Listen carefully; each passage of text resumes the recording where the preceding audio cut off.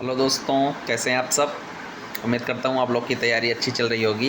And जो लोग job में हैं, सर्विस कर रहे हैं गवर्नमेंट जॉब, उनका भी अच्छा लग रहा होगा, वर्क प्रोफाइल पसंद आई होगी और अच्छी लग रही होगी जॉब। तो आज हम अपने इस वीडियो में टेक्निकल रेजिग्नेशन के बारे में डिस्कस करेंगे। ठीक है, टेक्निकल रेजिग्नेशन के लिए प्रोसेस क्या होती है और कैसे इंटीमेट करना होता है अपने डिपार्टमेंट को और इसके बेनिफिट्स क्या हैं, सारी चीज़ों को हम लोग अपने इस वीडियो में डिटेल में चर्चा करेंगे। ठीक है, देखिए, रेजिग्नेशन तो दो तरह के होते हैं। एक नॉर्मल रेजिग्नेशन, इसमें नॉर्मल में क्या है कि आपको जॉब नहीं करनी है या दूसरी जॉब करनी है, बस आपको किसी तरह से छुटकारा पाना है, आपने तुरंत रिजाइन अपना लेटर दे दिया, एप्लीकेशन दे दिया, आपको रेजिग्नेशन मिल गया। ठीक है। एंड दूसरा होता है टेक्निकल रेजिग्नेशन। इसमें ये फ़र्क है कि इसमें आपको जो आपने सर्विस अभी तक करी है, 1 साल 2 साल 1 महीना 2 महीना जो भी, उससे जो आपको बेनिफिट्स मिले, जो आपकी इस लीव्स वगैरह जो भी चीज़ें शेष रह गई हैं आपके अकाउंट में हैं, तो वो आपको दूसरी सर्विस जब आप करेंगे उसमें क्रेडिट हो जाएंगी, उसका आपको बेनिफिट मिलेगा। ये होता है टेक्निकल रेजिग्नेशन से फ़ायदे बहुत सारे हैं, बहुत सारे, मतलब पॉइंट टू पॉइंट मैं आपको सारे बताऊँगा।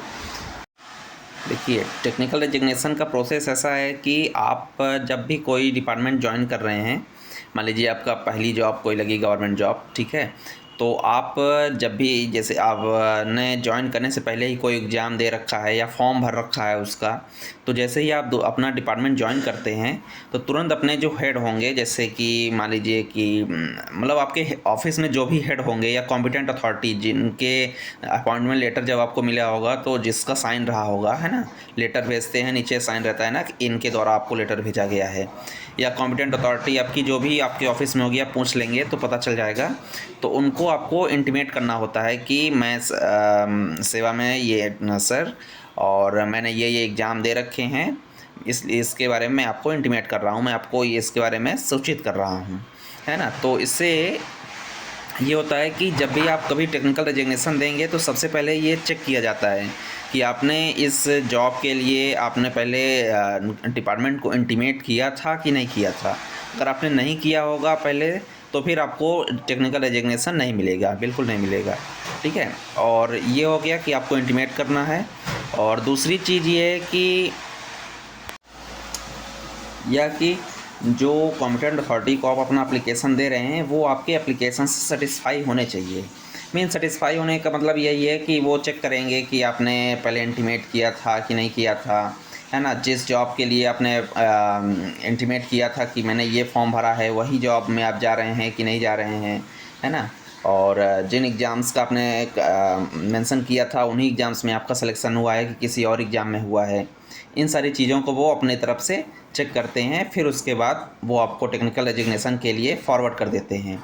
तो फिर वो एक प्रॉपर चैनल के थ्रू गुजरता है, तो फिर इसके बाद ही आपको टेक्निकल रेजिग्नेशन मिल जाता है। लेकिन ये सारी चीज़ें आपको फुलफ़िल करनी पड़ेंगी।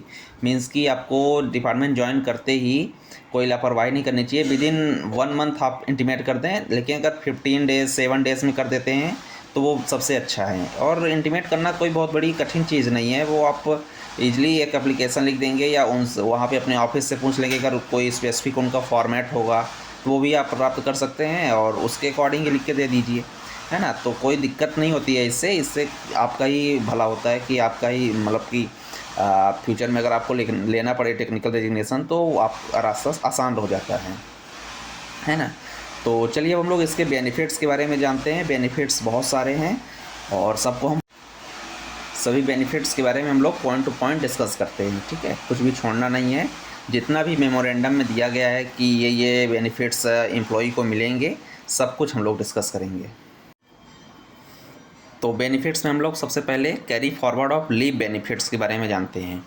तो लीव बेनिफिट्स का यही फंडा है कि जैसे आपने ईएल, हम लोग जानते हैं कि ईएल हम लोग मैक्सिमम 300 ईएल अपने सेव कर सकते हैं, बदले में उसके हमें पैसे मिल जाएंगे जब हम लोग रिटायर करते हैं। जब भी रिटायर होंगे तो हमें उसके बदले में हमें पैसे मिल जाएंगे। ठीक है, और एचपीएल होता है, एचपीएल भी लोग बचा लेते हैं, हाफ पे लीव, चाइल्ड केयर लीव, है ना। जैसे मान लीजिए किसी ने जॉब करी, उसका चाइल्ड केयर लीव, बच्चे हो गए, औरतें हैं कोई भी, और उसने उस समय अपनी चाइल्ड केयर लीव नहीं ली, तो वो बाद में जब लेना चाहता है तो उसको मिल जाएगी, है ना। तो अगर आपने पहली जॉब में सेव कर रखी है और आपको टेक्निकल रेजिग्नेशन मिल गया है, दूसरी जॉब में आप आए हैं, तो जो आपकी छुट्टियां, चाइल्ड केयर लीव हो, ईएल हो, एचपीएल हो, वो आपने जो आपकी फर्स्ट जॉब में जो बची हुई थी ईएल और ये सारी छुट्टियां, वो आपको सेकंड जॉब में आपके अकाउंट में ऐड हो जाएंगी। जो दूसरी नौकरी लगी है, दूसरी नौकरी की जो छुट्टियां हैं वो तो आपको मिलेंगी ही, और जो फर्स्ट जॉब में जो आपकी सेव रह गई थी, आपने यूज़ नहीं की थी, वो भी आपको मिल जाएंगी। इस तरह से होता है टेक्निकल रेजिग्नेशन में लीव का, यही बेनिफिट्स होता है। जैसे मान लीजिए एग्जांपल के तौर पे आपकी पहली नौकरी कोई लगी, एक्साइज इंस्पेक्टर आप बने, उसमें आपने अपने 15 ईएल बचा लिए थे, 2 साल नौकरी करी आपने, 15 ईएल आपने सेव किया है, ठीक है। तो जब आपकी मान लीजिए आप सेकंड जॉब आपकी एएसओ बन जाते हैं, तो उसमें क्या होगा कि जो 15 ईएल आपकी बची थी वो भी आपके अकाउंट में आके ऐड हो जाएगी। तो क्या होगा कि 285 ही आपको सेव करनी पड़ेंगी, मैक्सिमम 300 सेव कर सकते हैं, ये आपको जानना चाहिए। उससे ज़्यादा आप सेव करेंगे तो फिर उसका कोई मतलब नहीं है, उसका फिर आपको पैसे केवल 300 ईएल के ही मिल सकते हैं, उससे ज़्यादा के नहीं मिलेंगे। तो मतलब कि ये कि 15 उसका हो गया, 285 इसका हो गया, 300 ईएल आपके कंप्लीट हो जाएंगी, है ना। तो जो भी छुट्टी आपकी बची हुई थी वो आप अगर टेक्निकल रेजिग्नेशन लेंगे तभी आपको आपके अकाउंट में मिलेंगे, नई जॉब के अकाउंट में जाके ऐड हो जाएंगी। अगर आप नॉर्मल रेजिग्नेशन लेते हैं तो वो लैप्स हो जाएंगी, वो आपको फिर नहीं मिलेंगी। उसका मतलब वो वहीं पे डिलीट मान लीजिए कि आपको भूल ही जाइए कि वो आपकी छुट्टियां कभी आपने यूज़ नहीं किया तो फिर बर्बाद हो गई, ऐसा हो जाता है। तो टेक्निकल रेजिग्नेशन से इसका आपको बेनिफिट मिलता है। दूसरा बेनिफिट ये है कि आपको ना जो एलटीसी मिलती है, लीव ट्रैवल कंसेशन, उसको क्या होता है कि फॉरवर्ड कर दिया जाता है, कैरी फॉरवर्ड ऑफ एलटीसी।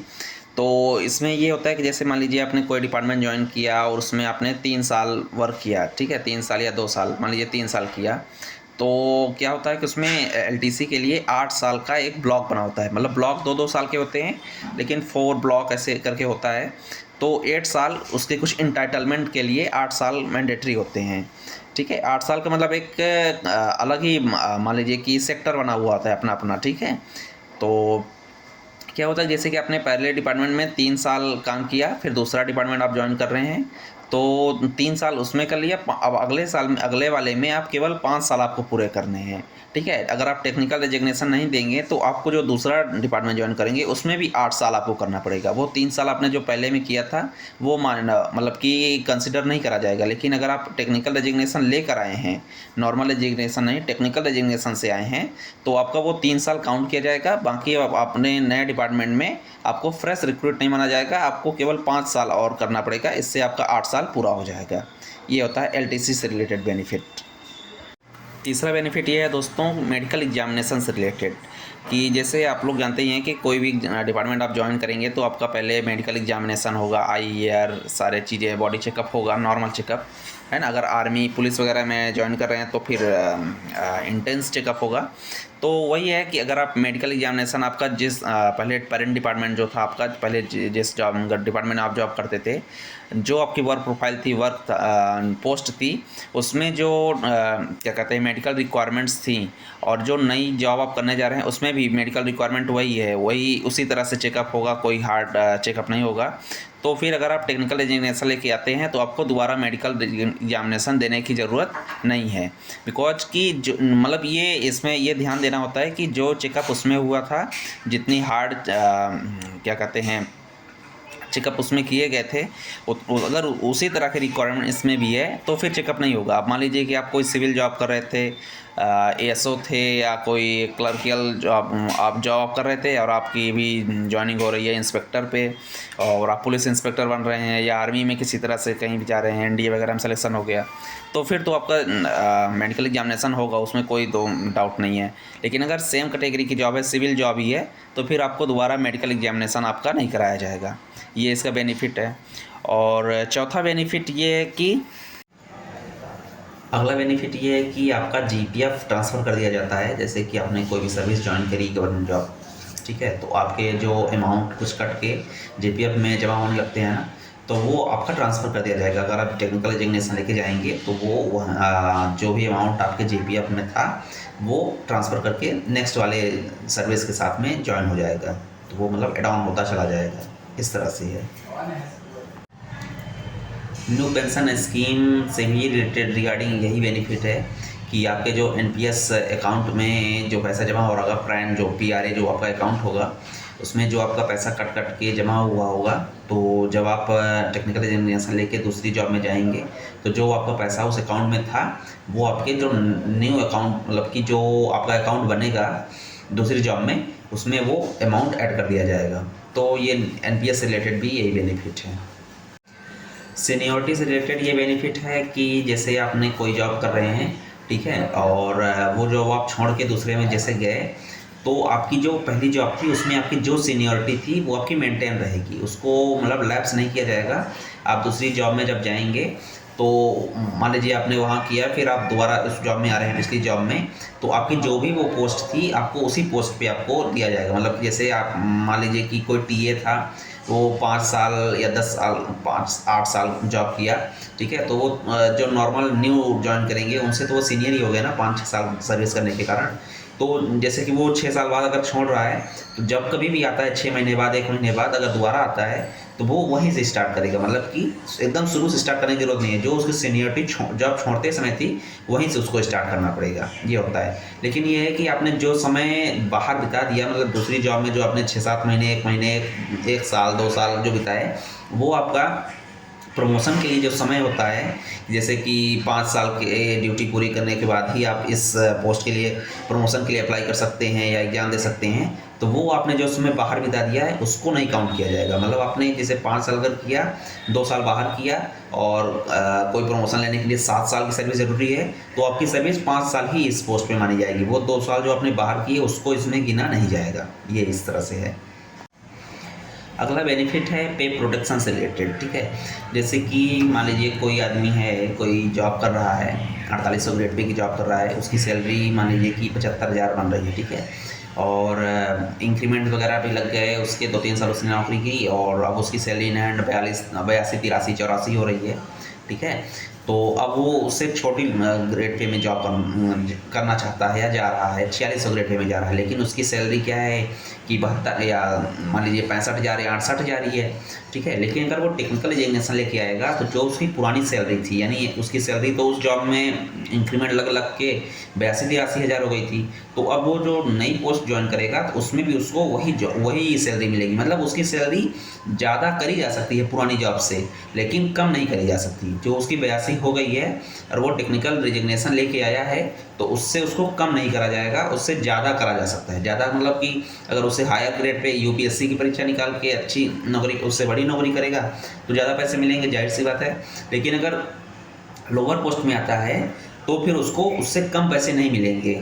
जो उसकी सैलरी थी, थ्रेशोल्ड उसका बन चुका है, तो उससे कम आप उसको नहीं मिलेंगे। ये इसमें नियम होता है टेक्निकल एजुकेशन से। ये एक सबसे बड़ा बेनिफिट होता है उन लोगों के लिए। ये बेनिफिट लाभदायक है, मतलब कि उनके लिए उपयोगी है जो लोअर ग्रेड पे में जाना चाहते हैं। ज़्यादातर ऐसा होता कहाँ है, लोग अपने से बड़ी ग्रेड पे में ही जॉब करने मतलब ट्रांसफ़र करते हैं या कोशिश करते हैं जाने का। लोअर में कम ही लोग जाने की कोशिश करेंगे। और ये भी बेनिफिट है कि इंक्रीमेंट्स जो न्यू पोस्ट है आपकी, तो जो आपने पुरानी पोस्ट में जो सर्विस करी है उसके बेसिस पे जो आपका इंक्रीमेंट्स लगता था, तो वो सर्विस आपकी काउंट करी जाएगी न्यू पोस्ट में भी। तो आपका जो इंक्रीमेंट लगना है तो उस सर्विस को जो पीरियड आपने इन्वेस्ट किया वहाँ पे दिया, तो वो आपका कंसिडर करा जाएगा इंक्रीमेंट्स लगाते समय। ये इसमें नियम है। और ये भी है कि जैसे मान लीजिए वो अपनी प्रीवियस पोस्ट में आना चाहता है, ठीक है, तो जो उसने न्यू पोस्ट ज्वाइन करके टेक्निकल एजेंसी से लेके वहाँ पे गया था और वहाँ पे सर्विस करी 5 महीना 6 महीना, और अब वो छोड़ के पुरानी में वापस आ रहा है, तो उसका क्या होगा कि जो वहाँ पे उसने समय अपना दिया वो भी उस जो न्यू पुरानी पोस्ट में उसमें इंक्रीमेंट अगर लगना है तो वो जो न्यू पोस्ट में जो उसने समय अपना दिया है, सर्विस करी है, वो भी उसका कंसिडर करा जाएगा। मतलब उससे एब्सेंट नहीं माना जाएगा, वो इंक्रीमेंट के लिए वो भी काउंट किया जाएगा। दोस्तों, verification of character and antecedent से रिलेटेड भी बेनिफिट है इसका। और ये बेनिफिट ये है कि जैसे मान लीजिए कि कोई आदमी जॉब कर रहा है, जाहिर सी बात है जॉब कर रहा है, और न्यू जॉब में जाता है, तो अगर उसकी जो टेक्निकल रेजिग्नेशन है तुरंत लिख के और न्यू ऑफिस में जाता है, मतलब कोई लैप्स नहीं है, 1 साल से अगर कोई 1 साल से ज़्यादा का लैप्स नहीं है तो उसकी जो पुराने करेक्टर जैसे करेक्टर वेरिफिकेशन तो उसका हुआ ही है पुरानी जॉब में, तो न्यू जॉब में उसको अपने करेक्टर वेरिफिकेशन कराने की ज़रूरत नहीं होती है एंटीसीडेंट की। लेकिन ये डिपेंड करता है जो न्यू अथॉरिटी है जिसमें नई आपकी नौकरी लगी है वो सेटिस्फाई हो जाते हैं कि नहीं। वो तो जो आपकी पुरानी ऑफिस है उसमें भी पता करेंगे कि आपका ऐसा कोई बिहेवियर तो नहीं था जो आपको अनसूटेबल बनाता हो, ठीक है, वो सारी चीज़ें पता करेंगे और उसके बेसिस पे वो देख लेंगे। अगर ज़रूरत नहीं है तो आपको करेक्टर वेरिफिकेशन दोबारा करवाने की ज़रूरत नहीं। जो 2 करेक्टर सर्टिफिकेट देने पड़ते हैं ना गैजेटेड ऑफिसर से, तो उसकी ज़रूरत नहीं है, ये इसका मतलब है। लेकिन ये सबसे अहम चीज़ है कि 1 साल से ज़्यादा का लैप्स नहीं होना चाहिए। 1 साल से अगर कम है तो तभी ये चल सकता है। दोस्तों नेक्स्ट बेनिफिट जो है वो लेन से रिलेटेड है, LIEN जो होता है लेन, ठीक है। ये एक तरह से कह सकते हैं कि सबसे महत्वपूर्ण बेनिफिट है टेक्निकल एजुकेशन का। और ये बेनिफिट ऐसा है कि ये उन्हीं लोग को मिलता है जो कि अपने डिपार्टमेंट में परमानेंट एम्प्लॉय हो चुके हैं, मतलब कि जिनका प्रोबेशन कंप्लीट हो चुका है। जैसे कोई ज्वाइन करता है उसमें 2 साल का प्रोबेशन होता है ना, जब तक वो 2 साल प्रोबेशन कंप्लीट नहीं कर लेते हैं तब तक वहाँ के वो परमानेंट एम्प्लॉय नहीं होते हैं उस डिपार्टमेंट के। कहने का तो गवर्नमेंट जॉब परमानेंट ही है, लेकिन जब तक वो प्रोबेशन पूरा नहीं हो जाएगा तब तक उनको परमानेंट एम्प्लॉय कंसिडर नहीं करा जाता है। तो ये लेन से ये बेनिफिट ये इसका नियम है कि जैसे कोई मान लीजिए आपने उसमें परमानेंट हो चुका है तो लीन से ये बेनिफिट होता है कि वो उस नौकरी को रिजाइन करके दूसरी जॉब में चला भी जाता है टेक्निकल एजुकेशन लेके, तभी उसकी जो पुरानी पोस्ट है उस पर उसका अधिकार बना रहता है। मतलब वो अगर कभी लौट के आना चाहता है, जैसे नई पोस्ट पे गया, जब तक उसका प्रोबेशन पूरा हो जाएगा, जब वो रिजर्वेशन देता है ना तभी उसमें अपने मेंशन कर देता है कि उसका लीन पे बना रहेगा। और अगर मेंशन नहीं भी करता है तभी उसका लीन पुरानी पोस्ट पे बना रहता है। लीन का सीधा सीधा अर्थ है कि अपनी जो उसकी नौकरी है उस पर उसका अधिकार बना रहेगा, बजाय जबकि वो उस पर वर्किंग नहीं है तब भी, ठीक है। तो जैसे जब तक वो दूसरे जॉब में जब चला गया है तो 2 साल के अंदर वो अगर चाहे तो अपनी पुरानी पोस्ट पे आ सकता है। ये ऐसा जनरली होता है। लेकिन अगर मान लीजिए कि वो कोई नई जॉब है उसमें 2 साल का प्रोबेशन है, लेकिन 2 साल के अंदर उसका प्रोबेशन नहीं कंप्लीट हुआ, 3 साल उसको लग गए, तो इस एक्सेप्शनल केसेस में उसको 3 साल का भी समय दिया जा सकता है। तो मतलब वो 3 साल तक अपनी पुरानी नौकरी में लौट सकता है। अगर लौट आया तो मतलब वो अपनी वहीं से स्टार्ट कर सकता है पुरानी जॉब ही। अगर नहीं लौटता है तो उसका लीन जो पुरानी पोस्ट थी वहाँ से एंड कर दिया जाएगा, टर्मिनेट कर दिया जाएगा, और वही लीन वही अधिकार उसका जो नई जॉब है उसमें बन जाएगा। तो यही है कि लीन तब तक कैंसिल नहीं होता है जब तक कि आपकी जो पुरानी, मतलब कोई भी गवर्नमेंट एम्प्लॉई है तो उसका लीन जब पुरानी जॉब से ख़त्म होगा तब नेक्स्ट जॉब में उसका ट्रांसफ़र हो जाएगा लीन। मतलब एक कंप्लीटली ख़त्म नहीं करा जा सकता है कि सेकंड में भी चला गया और फर्स्ट में भी चला गया, ऐसा नहीं हो सकता है। मतलब कि अगर टेक्निकल रेजिग्नेशन है और वो एक परमानेंट एम्प्लॉई है तो उसका पुरानी जॉब पे अधिकार बना रहेगा, और जब उसमें अधिकार ख़त्म हो जाएगा तो जो नई जॉब है उसमें उसका अधिकार बन जाएगा। ऐसे होता है लीन का नियम, ठीक है। तो लीन से सीधा सीधा यही संबंध है कि आप नौकरी भले ही छोड़ रहे हैं तब भी उस पर आपका अधिकार बना हुआ है। आप अगर कुछ स्पेसिफाइड पीरियड समय है उसके भीतर अगर आप पुरानी जॉब में आना चाहते हैं तो आ सकते हैं, बस यही नियम है, ठीक है। तो यही सारे बेनिफिट्स थे टेक्निकल एजुकेशन के। अगर कुछ छूट गया हो या आपको कोई डाउट हो तो आप लोग कमेंट्स में ज़रूर पूछिएगा। मैं कंसल्ट करके या थोड़ा रिसर्च करके, जो नहीं पता होगा उसके बारे में रिसर्च तो करना पड़ेगा, तो रिसर्च करके मैं आपको जेन्युइन इन्फॉर्मेशन दूंगा। सो दोस्तों यहीं तक था वीडियो।